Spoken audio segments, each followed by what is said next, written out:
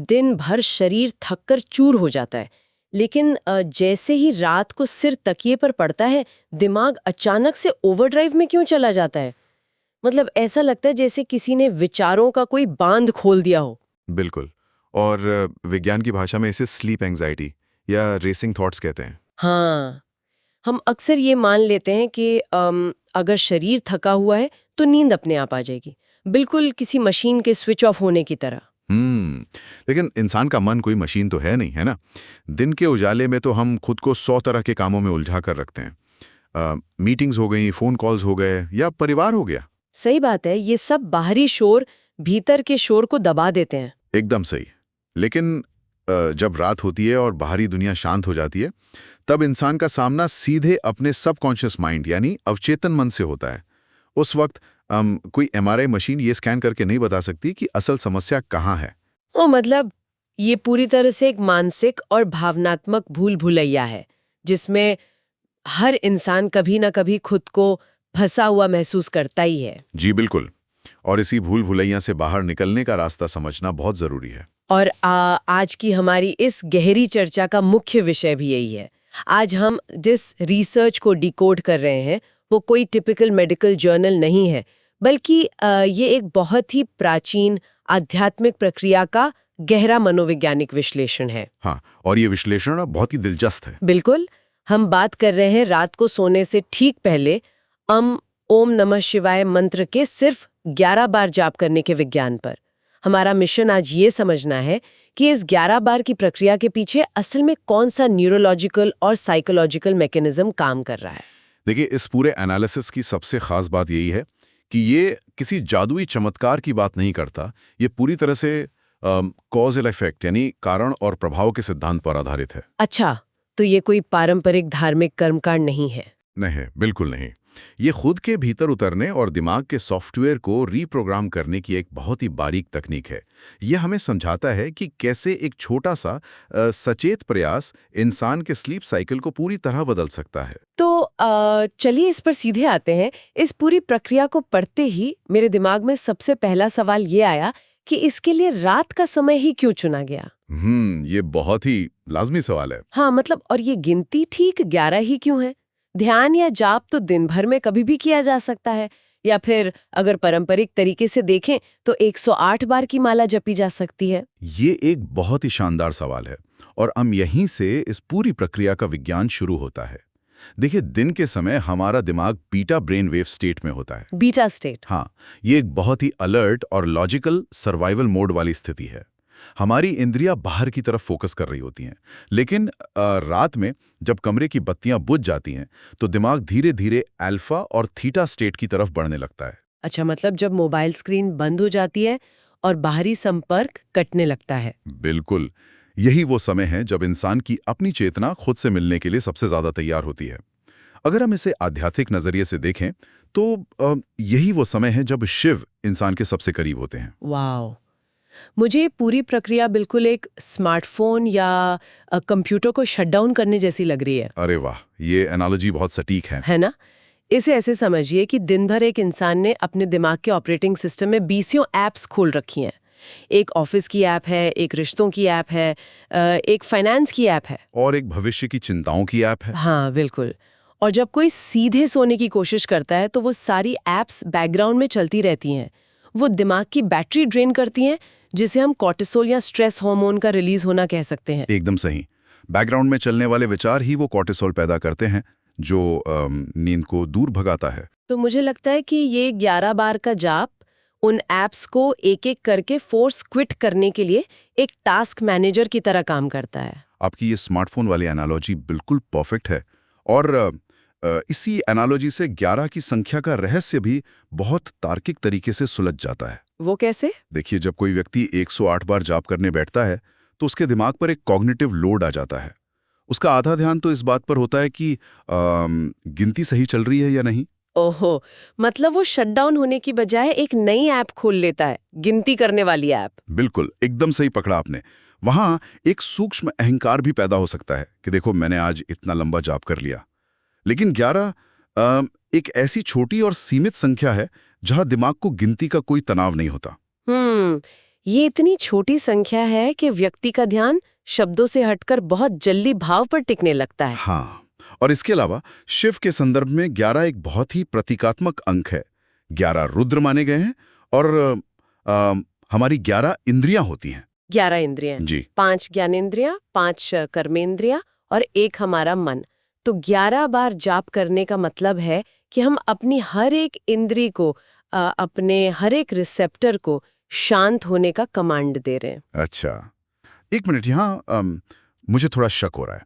गिनती और समय का रहस्य तो बहुत लॉजिकल लगा, लेकिन अब जरा उस सॉफ्टवेयर की बात करते हैं जो हम इस शटडाउन प्रोसेस के दौरान रन कर रहे हैं। मतलब ओम नमः शिवाय के शब्द। हाँ, क्या सच में सिर्फ कुछ अक्षरों को दोहराने से मन साफ हो सकता है, या ये सिर्फ एक प्लेसीबो इफेक्ट है जहां इंसान खुद को बेवकूफ बना रहा है कि वो शांत हो रहा है? ये संदेह बहुत ही स्वाभाविक है, लेकिन अगर हम न्यूरोलॉजी और साउंड थेरेपी के नज़रिए से देखें तो ये कोई प्लेसीबो नहीं है। ये मंत्र सिर्फ कुछ अक्षरों का समूह नहीं है, बल्कि एक ध्वन्यात्मक कंपन है। एक वाइब्रेशन? बिल्कुल। शरीर विज्ञान के अनुसार जब हम खास तरह की ध्वनियां निकालते हैं तो वो हमारी वेगस नर्व को उत्तेजित करता है। वेगस नर्व क्या करती है? वेगस नर्व हमारे पैरासिम्पैथेटिक नर्वस सिस्टम को ट्रिगर करती है। ये शरीर को रेस्ट एंड डाइजेस्ट यानी शांत होने का सिग्नल देता है। तो मतलब ये शरीर के अलार्म सिस्टम को बंद करने का एक फिजिकल तरीका भी है? एकदम सही। और अगर हम इन अक्षरों को डिकोड करें तो इसके पीछे एक पूरी साइकोलॉजिकल जर्नी है। ओम भीतर की सोई हुई ऊर्जा और फोकस को एक जगह लाता है, ना व्यक्ति के ईगो या अहंकार को नीचे लाता है। क्योंकि अहंकार ही सारी एंजाइटी की जड़ है। सही कहा ना? बिल्कुल। माँ मन में चल रहे विचारों के शोर को कम करता है। शी चेतना को एक हायर पर्सपेक्टिव देता है। वह भौतिक वासनाओं को शांत करता है और यह तक आते आते व्यक्ति पूरी तरह से सरेंडर यानी समर्पण करना सीख जाता है। अरे वाह! ये तो एक ध्वन्यात्मक ट्रिगर है जो कुछ ही सेकंड में पूरे नर्वस सिस्टम को शांत कर देता है। हाँ, ये शरीर और मन दोनों पर एक साथ काम करता है। इस पूरी प्रक्रिया को असल जिंदगी में कैसे उतारा जाए, इसके लिए हमारे आज के एनालिसिस में 2 बहुत ही दिलचस्प केस स्टडीज सामने आई हैं। जी, वो केस स्टडीज इस सिद्धांत को बहुत अच्छे से समझाती हैं। पहली कहानी एक साधारण व्यक्ति की है जो कर्ज, बीमारी और असुरक्षित भविष्य के डर से इतना घिरा हुआ था कि उसे रातों को नींद नहीं आती थी। यह आज के समय में बहुत लोगों की कहानी है ना? उसने प्रयोग के तौर पर 5 दिन तक लगातार ये 11 बार का जाप किया। 5वें दिन जो हुआ वो बहुत अद्भुत था। उसका कर्ज गायब नहीं हुआ, उसकी बीमारियां रातों रात ठीक नहीं हुई, लेकिन जो पैनिक और सीने पर जो बोझ था वो खत्म हो गया। इस केस स्टडी का सबसे महत्वपूर्ण साइकोलॉजिकल टेकअवे यही है। मतलब कोई भी मंत्र सीधे तौर पर बैंक का कर्ज नहीं चुका सकता। बिल्कुल नहीं। लेकिन वो करता क्या है? वो इंसान के डर के रिस्पॉन्स को बदल देता है। जब कोई व्यक्ति डर या मैं हार गया हूं ये भाव लेकर सोता है तो मनोविज्ञान कहता है कि नींद के दौरान उसका अवचेतन मन उस डर को और बड़ा कर देता है। वो इसलिए वो सुबह और ज्यादा थका हुआ उठता है एकदम से। ये केन जब वो ओम नमः शिवाय के साथ पूर्ण समर्पण के भाव से सोया तो अंशज ने अपने अवचेतन को एक गहरा सुरक्षा का भाव दिया कि कोई है जो सब संभाल लेगा। तो इस प्रक्रिया से उसने अपने सबकॉन्शियस की प्रोग्रामिंग बदल दी। ठीक यही हुआ। जब इंसान इस सुरक्षित भाव के साथ सुबह उठता है तो उसका कॉर्टिसोल लेवल कम होता है।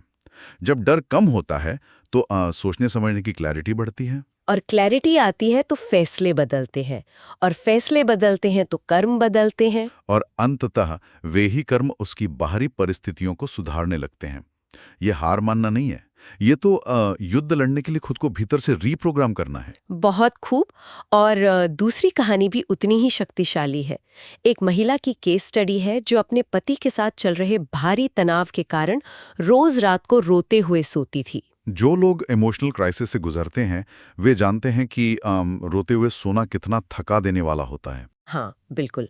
उसने अपने उसी दुख में रोते हुए ही ये जाप शुरू किया। कुछ ही समय में घर का माहौल खुद ब खुद बदलने लगा। यहाँ जादू ये नहीं था कि उसका पति बदल गया, बल्कि जादू ये था कि उस महिला की अपनी प्रतिक्रियाएं शांत हो गईं। ये इमोशनल रेगुलेशन का एक बेहतरीन उदाहरण है। मतलब जब इंसान भीतर से स्थिर होता है तो वो हर छोटी बात पे रिएक्ट करता है। जी, जिससे सामने वाले के साथ टकराव और बढ़ता है। उस मंत्र के वाइब्रेशन ने उस महिला के भीतर एक ठहराव ला दिया। और ह्यूमन डायनामिक्स का नियम है कि जब एक इंसान शांत और केंद्रित हो जाता है तो उसका प्रभाव दूसरे इंसान के व्यवहार पर भी पड़ने लगता है। एकदम सही। शिव बाहरी दुनिया को नहीं बदलते, वे आपके भीतर उस दुनिया को देखने के लेंस को बदल देते हैं। ये कॉज एंड इफेक्ट का एक बहुत ही शानदार चक्र है। हाँ। तो चलिए अब इसके अगले चरण पर आते हैं। जी बिल्कुल। जब कोई व्यक्ति अपनी आंखें बंद करके 11वीं बार इस मंत्र का जाप पूरा कर लेता है तो ठीक उसके बाद के पलों में क्या होता है? हमारे रिसर्च मटेरियल में मौन पर बहुत ज्यादा जोर दिया गया है। वो जाप के ठीक बाद का 10 से 15 सेकंड का मौन ही इस पूरी प्रक्रिया का मास्टर स्ट्रोक है। शिव को मौन का देवता कहा जाता है। अच्छा, इसका न्यूरोलॉजिकल पहलू क्या है? न्यूरोसाइंस की भाषा में बात करें तो जब हम कोई गहरा फोकस वाला काम अचानक रोकते हैं तो हमारा दिमाग डिफॉल्ट मोड नेटवर्क या डीएमएन में चला जाता है। विचारों का शोर अचानक से एक सन्नाटे में बदल जाता है। ओह, तो उस 10-15 सेकंड के गहरे मौन में इंसान की चेतना सबसे ज्यादा रिसेप्टिव होती है। बिल्कुल। कई बार लोगों को अपनी सबसे उलझी हुई समस्याओं के जवाब या नए संकेत उसी गहरे मौन में मिलते हैं। यहाँ एक बहुत ही जटिल कंसेप्ट भी सामने आता है। कहा जाता है कि ये प्रक्रिया कर्मों की पकड़ को ढीला कर देती है। ये बहुत गहरी बात है। अब एक लॉजिकल दिमाग पेंटर ये सवाल पूछेगा कि क्या सिर्फ 11 बार मंत्र पढ़ने से किसी के सारे गलत काम माफ हो जाते हैं? क्या ये कोई जादुई इरेजर है? नहीं, ऐसा बिल्कुल नहीं है कि कोई जादुई माफी मिल जाती है या कर्म कट जाते हैं।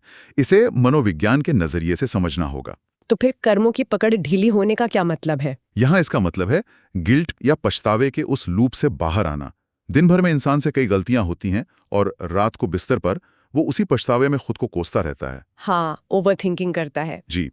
न्यूरोप्लास्टिसिटी का नियम कहता है कि जिस विचार को आप बार बार सोचते हैं, दिमाग में उसका सर्किट उतना ही मजबूत हो जाता है। मतलब अगर कोई व्यक्ति लगातार गिल्ट में रहेगा तो उसका आत्मविश्वास टूट जाएगा और वो अनजाने में फिर से वही गलती दोहराएगा। एकदम सही।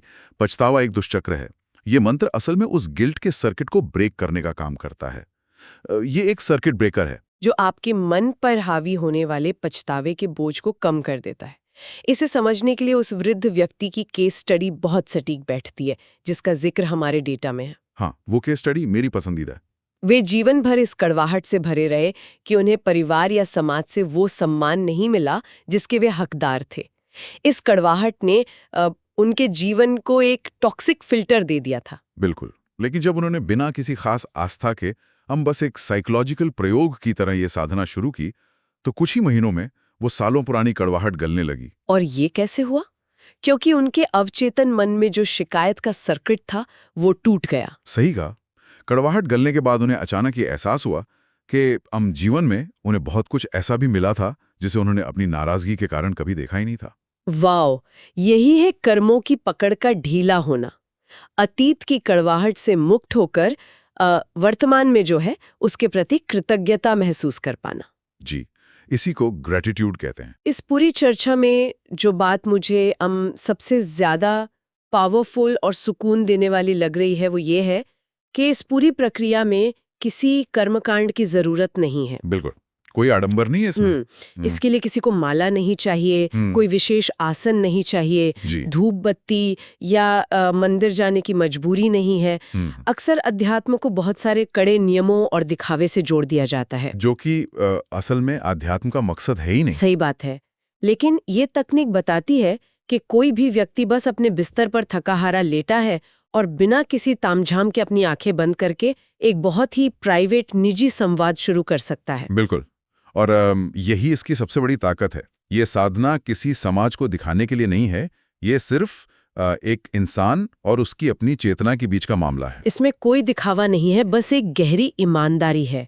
चलिए अब हम इस यात्रा के सबसे गहरे हिस्से की तरफ बढ़ते हैं। जी, बताइए। जब कोई व्यक्ति लंबे समय तक हर रात निरंतर ये साधना करता है तो एक ऐसा अल्टीमेट शिफ्ट आता है जो उसकी पर्सनालिटी को पूरी तरह बदल देता है। एक अवस्था ऐसी आती है जब इंसान मंत्र जपना बंद कर देता है और मंत्र उसके भीतर खुद ब खुद चलने लगता है। हाँ, ये कॉन्सेप्ट सुनने में बहुत ही मिस्टिकल लगता है। इसका साइकोलॉजिकल मतलब क्या है? इसका मतलब है कि वो शांति, वो ठहराव अब कोई प्रयास नहीं रह गया है, बल्कि वो उस व्यक्ति का स्वभाव बन गया है। जब ऐसा होता है तो व्यक्ति बाहर से नहीं बल्कि भीतर से अजेय हो जाता है, इनविंसिबल हो जाता है। इसका मतलब ये बिल्कुल नहीं है कि उसके जीवन में बीमारियां या आर्थिक समस्याएं आना बंद हो जाती हैं। बिल्कुल नहीं। डर और चुनौतियां खत्म नहीं होते, लेकिन वे इंसान पर हावी नहीं हो पाते। उसकी ऊर्जा जो पहले छोटी छोटी बातों पर, ऑफिस की राजनीति पर या ट्रैफिक में क्रोध में उलझ जाती थी, वो ऊर्जा अब साफ होने लगती है। व्यक्ति के भीतर एक गजब का धैर्य आ जाता है और क्रोध की जगह करुणा ले लेती है। एकदम सही। यहाँ एक बहुत बड़ा विरोधाभास भी है।